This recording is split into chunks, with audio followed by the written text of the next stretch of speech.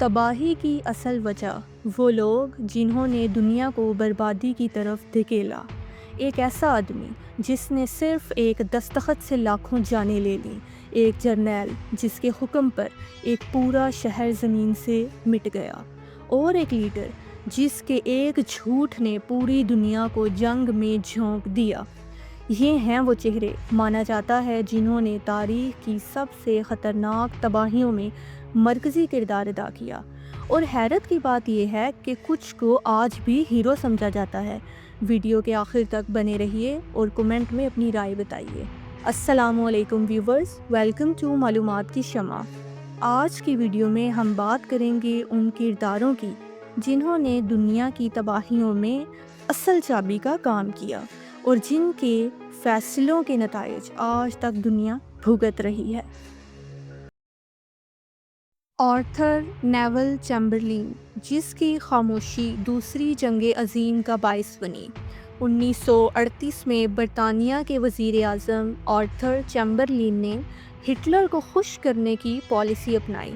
اسے اپیسمنٹ پالیسی کہا جاتا ہے، جس کے مطابق انہوں نے جرمنی کو چیکوسلواکیہ، ایک علیحدہ آزاد ملک جو یورپ کے درمیان میں واقع جرمنی کے ساتھ سرحد پر موجود تھا، جسے آج چیک ریپبلک اور سلواکیہ دو الگ ممالک میں تقسیم کر دیا گیا ہے، کہ ایک بڑے حصے پر قبضے کی اجازت دی، صرف اس امید پر کہ ہٹلر مزید کچھ نہیں مانگے گا۔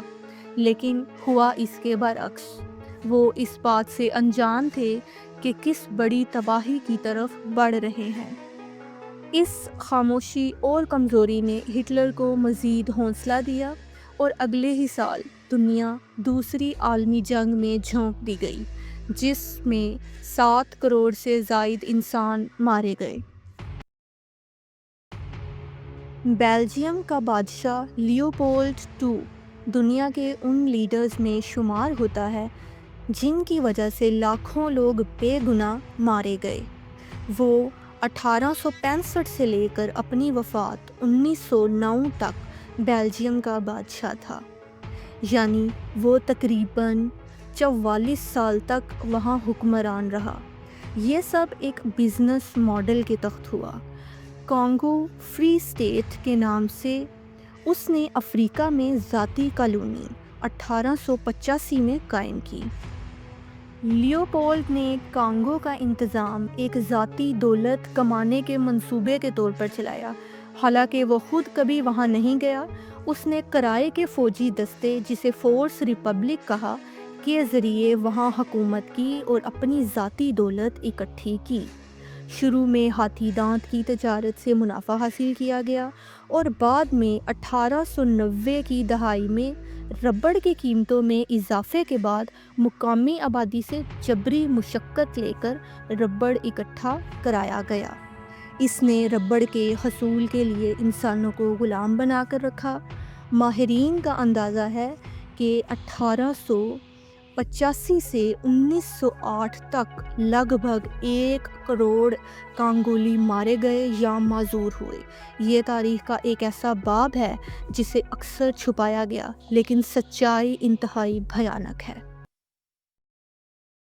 6 اور 9 اگست 1945 کو جاپان کے 2 شہر ہیروشیما اور ناگاساکی امریکہ کے ایٹمی حملوں سے راکھ ہو گئے۔ یہ فیصلہ امریکہ کے صدر ہیری ٹرومین نے کیا۔ اگرچہ اس کا مقصد جنگ ختم کرنا تھا، لیکن اس حملے نے دنیا کو ایٹمی جنگ کے خطرے سے آشنا کر دیا۔ تقریباً 2 لاکھ افراد ہلاک اور بہت سے شدید متاثر ہوئے۔ ٹرومین کا یہ فیصلہ آج بھی دنیا میں سب سے زیادہ متنازع سمجھا جاتا ہے۔ پال پوٹ ایک ایسا لیڈر جو اپنے ہی لوگوں کا قاتل نکلا۔ کمبوڈیا میں 1975 سے 1969 تک پال پوٹ کے خمیر روج رجیم نے اندازاً 20 لاکھ افراد کو قتل کیا۔ اس کا نظریہ تھا کہ ملک کو دوبارہ زراعت کی بنیاد پر بنانا ہے، لیکن اس چکر میں شہروں کو خالی کرایا گیا، تعلیمی ادارے بند ہوئے، اور ہر اس شخص کو قتل کیا گیا جو انٹلیکچول یا جدید سوچ کا حامل تھا۔ اس قتل عام کو جینوسائیڈ یعنی نسل کشی کہا جاتا ہے اور دنیا کے بدترین جرائم میں شمار ہوتا ہے۔ یہ لوگ تاریخ کی کتابوں میں شاید مختلف ناموں سے یاد کیے جاتے ہوں، کچھ کو ہیرو کہا جاتا ہے، کچھ کو ویلن، لیکن ایک چیز طے ہے، ان کے فیصلے، ان کی حرکتیں لاکھوں کروڑوں زندگیوں پر اثر انداز ہوئیں۔